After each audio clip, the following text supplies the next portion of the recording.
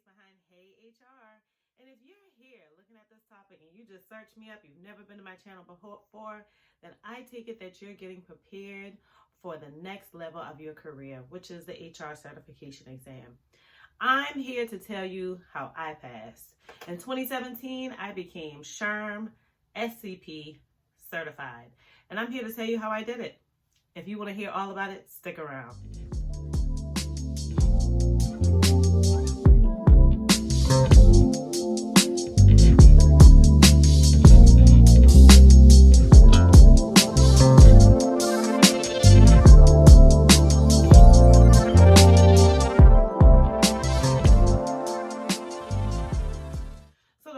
You definitely want to make sure that you do is put together a study schedule. And there's some things that you probably should do even before you start studying. Like you should purchase the SHRM online study materials. They definitely helped me out. That's what I did. I used the online tests, the flashcards, the PowerPoints, everything. I used it to my complete ability. I got the books sent out to me. I read through every single book, literally typed out notes so that I can refer to those versus going back into the books. And I studied those. The next thing that I would suggest is to look on YouTube. Like, you can always find tips and testimonials on YouTube, just like how you're finding my video. Some folks will tell you about different types of exams. Like right now, I can only tell you how I did with the SHRM-SCP exam. Of course, there's the HRCI exams. Of course, there's the SHRM-CP exam. But me personally, I took the SHRM-SCP exam, which is the Senior Certified Professional exam, which is primarily scenario questions as well as regular questions. And so I'm going to tell you about my experience with that. And that's what forced me to totally take those practice tests over and over again. I took those at the beginning before I started studying because I wanted to kind of set some metrics for myself to see if there was improvement or where I needed to improve from.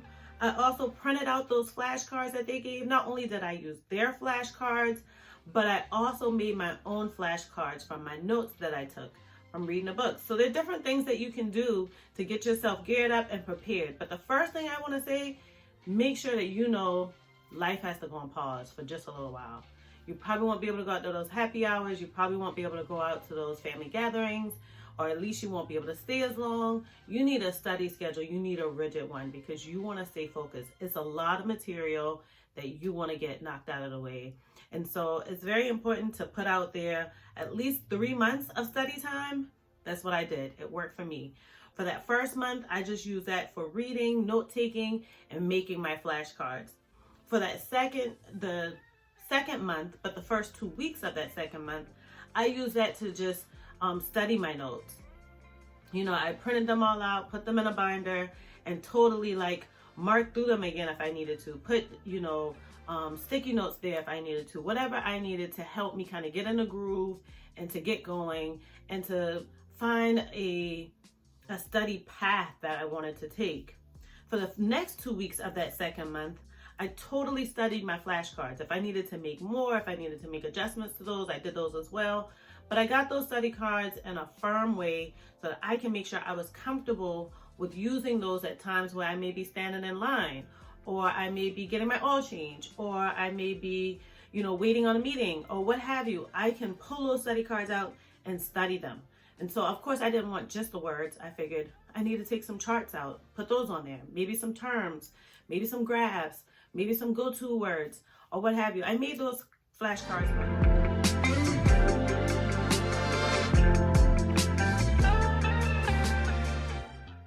And then that last month, I was just full throttle studying.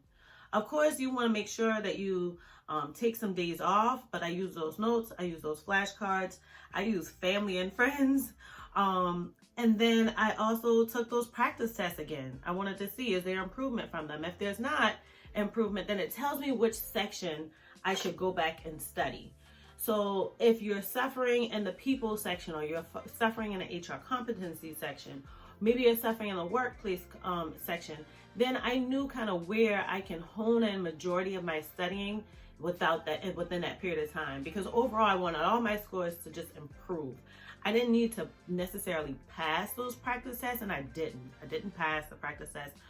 every single one of them. I didn't make a 90 whatever on all of them, because then I felt like I would just be doing repetitious behavior and remembering the questions. I wanted to make sure that I knew the material. And so as long as I saw improvement to a passing score, I was satisfied, and it worked out totally well for me during the actual exam.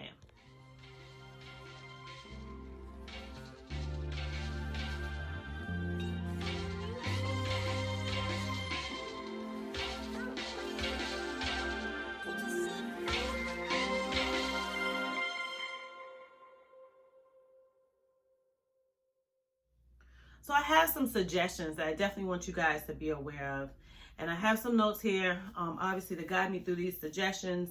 But my first suggestion, like I already said, was to take breaks. Like, take a day or two off here and there so that you can just not think about studying, so that your mind can kind of get a break. Sometimes your mind needs a break.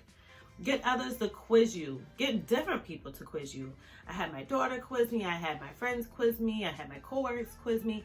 Have different people quiz you, because they're going to quiz you in different ways, and you need to be prepared for this exam that you've never seen before. So don't get used to one person and the way that they do it. Primarily use the flashcards. That's the best thing. But also use your notes. Just let them quiz you. Another thing, like I already said, was I use my flashcards when I was doing laundry, when I'm waiting in lines, maybe on my lunch break, maybe before a meeting. Anytime I can pull those flashcards out, I totally pull them out, and I studied. And I would break it down and study on whatever section I needed, and then I would go over the whole thing at different times. But I made sure that I was comfortable with it. And by studying those flashcards, when I went and I actually sat down for the exam, it was so nice that when the questions pop up and I saw like terms or what have you, or theories, I would take the board. At that time, they gave you like a white away board and some paper, and I would take it and immediately write down what I visualized. And I'm kind of a visual learner too, so I kind of took my flashcards, and I had studied them so well that as soon as I saw whatever theory, I would immediately write down that whole theory or how I visualized it. And the crazy thing about that is that those times, it helped me with multiple questions. Like, I had like, by the end of my exam, I may have had like 2 pages of just, I saw something, I hurry up and put it out as quick as I can remember it from my flashcards or my notes. And it truly helped me on several questions. Like, I even went back to some questions and like changed answers, because I realized this question is really talking about this or what have you. And so that really, really, really helped me. Like, I amazed myself. It made me far more comfortable during the exam. It made me go into kind of tunnel vision and not realize that all of these other people around me taking various other tests. People are going to be clicking at different times. You're not clicking. People are going to be talking into the screen. There are going to be some people that pull out calculators. Obviously, for the SHRM exam, you can't have one. You know, everybody's taking a different exam, and that can distract you. So I got into like a bit of a tunnel vision with what my thoughts were, so that I can just focus on my notes and the questions, and it totally made me just block out everybody else was there. Like, if somebody went to the restroom, I didn't know. And if somebody else came in to take a test at a different time, I didn't know, because I focused totally on like my notes and then going back to the questions I weren't comfortable with or what have you.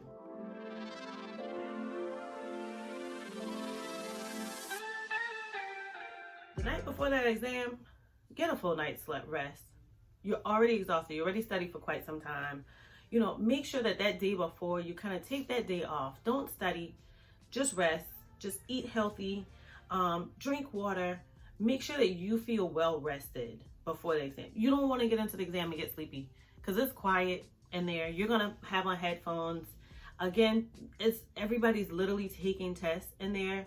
And this is me talking about a pre-COVID time. I mean, I'm not sure what it's like now without COVID, but I would imagine that you're still focused and drained in, and it's not a ton of noise or distractions. You're not paying any attention to anything except a screen. So make sure to get rest like the night before. But on exam day, if we go back into normal times, post-COVID, make sure that you don't take anything in the testing center with you. For me, I layered up. So I'm in South Carolina, and so here it gets super duper hot. So you're super duper hot outside, and you walk in and it's cool. I just wore like a t-shirt or what have you, and I just pulled like a light jacket, light sweater over it. And that's what I wore into the testing center. So if I got hot, I can just take it off. Like, they're okay with that. but nothing I needed to carry in my hand. Make sure to wear comfy clothes, comfy shoes. No one's really looking at you, so put on those yoga pants, put on that t-shirt, put on those flip-flops if you want to, or maybe sneakers so that your feet aren't cold or whatever. But be comfortable. Make sure that you're comfortable. And again, with those layers of clothes, you want to be prepared for temperature changes within the room. You never know if someone might, need to change the temperature and make it even colder or make it hotter.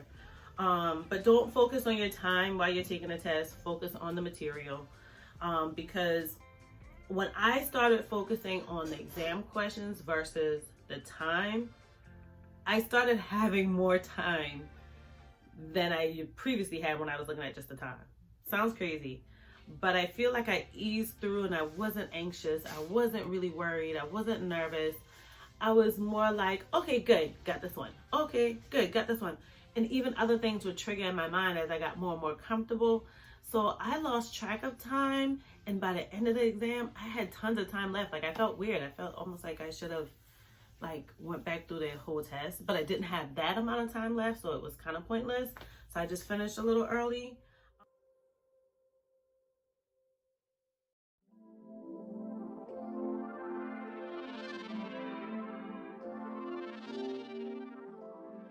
If you pass this exam, let's rephrase that. Once you pass this exam, celebrate. You've taken 3 months of your life and devoted it to this exam. In addition to that, you're going on a whole new level of your career. You're going to have these credentials behind your name. People are going to know that you're an expert in your field. Celebrate. Go out for a night or two of just pure celebration. Get yourself a cake, get some friends over, have some drinks, put balloons up, whatever. Celebrate. You've accomplished a lot. But if by chance that doesn't work for you and you don't pass this exam, and let's be clear, first time I took the exam, I didn't pass. I didn't put in all of these suggestions that I'm telling you. I didn't really study as much as I should have. I read through the books a couple of times. I felt comfortable with just my knowledge from my career.